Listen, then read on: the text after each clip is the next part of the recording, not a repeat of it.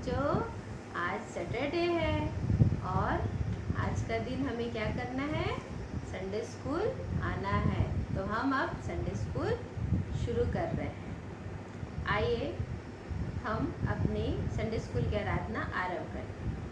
हमारा आरंभ परमेश्वर पिता, परमेश्वर पुत्र और परमेश्वर पवित्र आत्मा के नाम से होवे। आमीन। प्रार्थना करेंगे। हे हमारे सर्वशक्तिमान जीवते सामर्थ्य परमेश्वर पिता, प्रभु जी तेरे चरणों के पास आते हैं, तुझे धन्यवाद देते हैं। धन्यवाद धन्यवाद धन्यवाद देते हैं प्रभु जी, अपने जीवन के लिए, सांसों के लिए और हर एक बात में तू हमारी सुधि ली, हमारी अगुवाई की, हर एक बातों के लिए धन्यवाद देते हैं। विशेष हम विनती और प्रार्थना करते हैं बच्चों के लिए प्रभु जी, जिनके लिए आत्मिक उन्नति के लिए जो वचन में से सीखने और समझने का अवसर होता है प्रभु जी, इसके द्वारा बच्चे आगे बढ़ते चले जाते हैं, तेरी आत्मिक बातों में आगे बढ़ते जाते हैं प्रभु जी। उनके लिए हम तुझे धन्यवाद देते हैं और विनती प्रार्थना करते हैं कि जो कुछ यहाँ से बताया जाता है प्रभु जी, वह सब तेरी इच्छा के अनुसार पूरा होने पाए और बच्चे आत्मिक उन्नति में और भी ज़्यादा आगे बढ़ते चले जाए प्रभु जी। उनके मनों को तू खोल देना, उनके विचारों को तू विस्तृत करना प्रभु जी, और उन्हें ऐसी इच्छा और विश्वास देना प्रभु जी कि वे बच्चे तेरे वचन की ओर अपने मन को लगाएं और उसे समझ पाएँ, उसे सीख पाएँ प्रभु जी। हर एक बात के लिए तुझे धन्यवाद देते हैं। आज के संडे स्कूल के लिए भी तुझे धन्यवाद देते हैं, तेरे प्यारे बेटे प्रभु यीशु मसीह के नाम से। आमीन। आइए एक गीत गाएंगे। झिलमिल झिलमिल चमका है, स्वर्ग कैसा चमका है, रोशनी कितनी प्यारी प्यारी है, कैसे बज रहे हैं साज, मीठे गीतों की आवाज, शोभा उसकी कितनी न्यारी न्यारी है। यीशु है जहाँ, उसके संग में रहूंगा सदा। यीशु है जहाँ, उसके संग में रहूंगा सदा। हाँ बच्चों, हमने पिछले बार किस के बारे में सीखा था? क्या बनना है हमें? किसका शिष्य बनना है? यीशु मसीह का शिष्य। उनके कितने शिष्य थे? 12 शिष्य थे। उनके बारे में हमने संगीता आंटी जी से सीखा है और बहुत सुंदर 12 शिष्यों के नामों के उसमें गीत भी गाए हमने। और अब हम और एक मुखाग्र पद भी सीखा था और गाया था, उसे हम याद भी किए हैं। अब एक और मुखाग्र पद हम आपको बता रहे हैं। यह पाया जाता है यूहन्ना 15 का 14 वर्स, 15 का 14वां पद। जो आज्ञा मैं तुम्हें देता हूँ, यदि उसे मानो तो तुम मेरे मित्र हो। यूहन्ना 15 उसका 14वां पद। अब हम आज एक और विषय में बहुत सुंदर बात सीखेंगे। संगीता आंटी जी हमें बताएंगी और वह उसका क्या विषय है वह मैं आपको बताती हूँ। अब्राम परमेश्वर का मित्र। तो हम संगीता आंटी जी से यह बात सीखते हैं। मेरे प्यारे प्यारे बच्चों, सभी को प्रभु यीशु मसीह के नाम से बहुत बहुत प्यार और सलाम।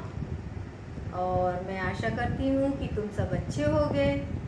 और पिछले संडे की हमने जो शिक्षा आपको दी, आप लोगों ने उसे सीखा और कुछ बच्चों ने बहुत सुंदर ढंग से उसको प्रस्तुत भी किया। मैं चाहती हूँ आपसे और आपके मम्मी पापा से कि जो होमवर्क हम आपको देते हैं आप उसको पूरा करके भेजें, ताकि हम उसको अपने चर्च के संडे स्कूल में भेज सकें, क्योंकि वहाँ से भी बाकी संडे स्कूल के बच्चे बहुत सुंदर अपना प्रस्तुति देते हैं और वो भी हमारे संडे स्कूल के बच्चों की प्रस्तुति देख सकें और हम उनके द्वारा भी परमेश्वर से आशीष को प्राप्त कर सकें। तो जैसा आंटी ने बताया, आज जो हम सीखेंगे उसका शीर्षक है अब्राम परमेश्वर का मित्र। यदि हमको कहीं आना जाना होता है तो क्या होता है, यदि हमको कहीं दूसरे जगह जाना है तो हम क्या करते हैं, पहले एक प्लान बनाते हैं और उसके बाद हम किससे हम जाएंगे वो सोचते हैं और उसके लिए हम टिकट खरीदते हैं और फिर क्या होता है, हम वहाँ जाते हैं। पर यदि कोई आपको ये कहे कि आप अपना घर, अपने दोस्त और अपने स्कूल, अपने रिश्तेदारों को छोड़ करके किसी ऐसी जगह जाओ जिसके बारे में ना तो आप जानते हैं ना आपको उसके विषय में कोई ऐसी बात मालूम है कि वो कैसी जगह है, तो क्या होगा, क्या आप वहाँ जाना चाहोगे? शायद आप कभी भी वहाँ नहीं जाना चाहोगे। आज मैं आपको परमेश्वर के एक ऐसे दास के विषय में बताऊंगी जो परमेश्वर की आवाज़ को सुन करके उस जगह जाने के लिए तैयार हो गया जिस जगह के विषय में वह कुछ भी नहीं जानता था, और उसका नाम है अब्राम। अब्राम के पिता का नाम तेरह था। ये ऊर देश का निवासी था, पर तेरह अपने पुत्र अब्राम, अपनी बहू सारै और अपने पोते लूत को लेकर के ऊर देश से हारान देश को रहने के लिए चला गया। अब्राम जिस देश में रहता था, जिस जगह में रहता था, वहाँ के जो लोग थे वे मूर्ति पूजा करते थे, वे सूर्य, चंद्रमा, तारे इसकी उपासना करते थे। फिर भी बच्चों, परमेश्वर ने अब्राम को चुना और एक दिन परमेश्वर ने अब्राम को आवाज़ दी और अब्राम ने परमेश्वर की आवाज़ को सुना। यहोवा परमेश्वर ने क्या कहा अब्राम से? यहोवा परमेश्वर ने कहा, तू अपने देश और अपने रिश्तेदारों और अपने पिता के घर को छोड़ करके उस देश को चले जा जो मैं तुझे दिखाऊंगा। कितनी कठिन बात परमेश्वर ने कही और कितना कठिन काम अब्राम को करने के लिए परमेश्वर ने कहा। ये इतनी कठिन बात थी क्योंकि यहोवा परमेश्वर उसे जहाँ जाना है इस बात के विषय में कुछ भी नहीं बताया था और ना ही अब्राम उस जगह के विषय में कुछ जानता था। फिर भी अब्राम ने परमेश्वर पर विश्वास किया और उसकी आज्ञा को माना। यहोवा परमेश्वर अब्राम से कहता है, मैं तुझसे एक बड़ी जाति बनाऊंगा और मैं तुझे आशीष दूंगा, तेरा नाम महान करूंगा और तू आशीष का मूल होगा और तेरे द्वारा सारे संसार के लोग आशीष पाएंगे। ये बात सुन करके अब्राम कह सकता था कि मैं इस बात पर विश्वास नहीं करता। यदि मैं अपना घर, अपना देश, अपने लोगों को छोड़ दूं तो क्या होगा? मैं केवल एक घूमने फिरने वाला व्यक्ति कहलाऊंगा। फिर मैं एक बड़ी जाति का पिता कैसे कहला सकता हूँ? क्योंकि मेरी पत्नी सारै जो है वो तो बूढ़ी हो चली है और हमारे कोई भी संतान नहीं है, हमारे पास कोई बच्चा नहीं है और फिर हमारी उम्र जो है 70 वर्ष से ज़्यादा हो चुकी है। परमेश्वर ने जो कुछ कहा ये सारी बातें असंभव तो थी, परंतु बच्चों, अब्राम ने ऐसी कोई बात नहीं कही। उसने परमेश्वर की कही बात पर विश्वास किया और अपनी पत्नी सारै, अपने भतीजे लूत और अपना धन, अपनी भेड़ बकरी, गाय बैल और अपने कुछ दासों को लेकर के वहाँ से वह उस देश को जाने के लिए निकला जिसका नाम था कनान।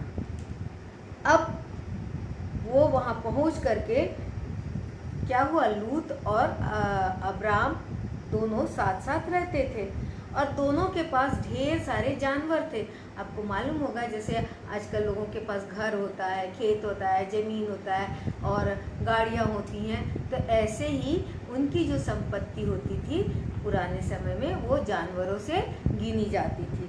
तो दोनों के पास बहुत ढेर सारे जानवर थे। और क्या हुआ कि इनके जो चरवाहे थे इनके बीच में झगड़ा हुआ।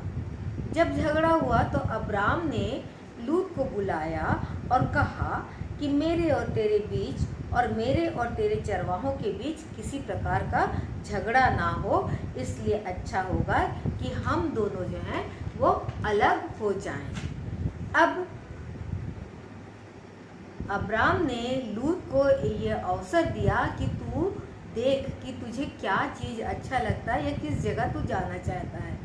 तब क्या हुआ बेटा, लूत जो था वो चारों तरफ दृष्टि घुमा करके देखा तो क्या देखा कि यरदन के पास वाली जो तराई है वो बहुत उपजाऊ थी और उसने उस तराई को चुना और अपने परिवार और अपने जानवरों को और अपने नौकरों को लेकर वो वहाँ से चला गया।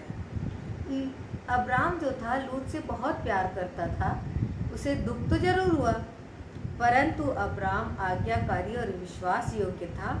इस कारण परमेश्वर ने उससे दूसरी प्रतिज्ञा की। परमेश्वर ने अब्राम से कहा, अपनी आँख उठाकर देख, अपने चारों ओर देख, जितनी भूमि तेरे आँख की दृष्टि में दिखती है वो सब मैं तुझे दूंगा और तेरे वंश को युग युग के लिए दूंगा। आज के लिए नहीं परंतु युग युग के लिए दूंगा और तेरे वंश को पृथ्वी के धूल के किनकों के समान क्या करूंगा, बहुत बढ़ाऊंगा, उसके समान करूंगा। अब्राम इस बात को सुनकर परमेश्वर की बात पर अविश्वास नहीं किया, क्योंकि बच्चों अब्राम जो था एक विश्वासी था। वो ये नहीं सोचा कि हम तो बूढ़े हो गए हैं तो ये कैसे होगा, पर उसने इस बात पर विश्वास किया और क्या किया, उसने पत्थर के ढेर की एक वेदी बनाई और वेदी बनाकर वह परमेश्वर को धन्यवाद दिया। बच्चों आगे चलकर हम देखेंगे कि और हम सीखेंगे कि कैसे परमेश्वर ने असंभव दिखने वाली बातों को संभव करके दिखाया। हम देखते हैं कि सारी बातें अब्राम को असंभव दिखाई दी, फिर भी उसने परमेश्वर की प्रतिज्ञा पर पूरा विश्वास किया। वहाँ वो ये हाँ मैं करता हूँ ऐसा बोल करके वो घर में बैठा नहीं रहा, परंतु वो उठ करके परमेश्वर के बताए अनुसार निकल गया। और अब्राम को हम देखते हैं कि वो परमेश्वर के वचन पर चलने वाला मनुष्य था। अब्राम विश्वासी आज्ञाकारी होने के कारण परमेश्वर ने अब्राम से क्या कहा, उससे परमेश्वर ने अब्राम से कहा कि अब्राम मेरा मित्र है। क्या ये अद्भुत बात नहीं? क्या तुम नहीं पसंद करोगे कि परमेश्वर भी तुमसे भी ऐसा कहे कि तुम उसके मित्र हो? देखो बच्चों, हमारा जो मुखाग्र पद है वो कहता है, जो आज्ञा मैं तुम्हें देता हूँ यदि उसे मानो तो तुम मेरे मित्र हो। जो आज्ञा मैं तुम्हें देता हूँ यदि तुम उसे मानो तो तुम मेरे मित्र हो। मेरे कहने का अर्थ यह है कि हमको परमेश्वर की आज्ञा को मानना है, उसके वचन के अनुसार चलना है। परमेश्वर चाहता है कि हम उसकी इच्छा के अनुसार चलें। परमेश्वर पिता प्रभु यीशु मसीह की आज्ञाकारी बने, उसके साथ साथ अपने माता पिता, अपने टीचर, अपने अन्यों के भी आज्ञाकारी बने। परमेश्वर इन सारी बातों से हमारे बच्चों को और भी आशीष दे, आगे बढ़ाए, ताकि हमारे बच्चे भी के लिए भी परमेश्वर कह सके कि ये बच्चे मेरे मित्र हैं। आइए हम प्रभु की प्रार्थना करेंगे। हे हमारे पिता, तू जो स्वर्ग में है, तेरा नाम पवित्र माना जाए, तेरा राज आवे, तेरी इच्छा जैसे स्वर्ग में पूरी होती है वैसे इस पृथ्वी पर पूरी हो। हमारे दिन भर की रोटी आज हमें दे, जैसे हमने अपने अपराधियों को क्षमा किया वैसे ही तू हमारे अपराधों को क्षमा कर। हमें परीक्षा में ना डाल, परंतु बुराई से बचा, क्योंकि राज्य पराक्रम महिमा सदा तेरी है। आमीन। पवित्र आत्मा पिता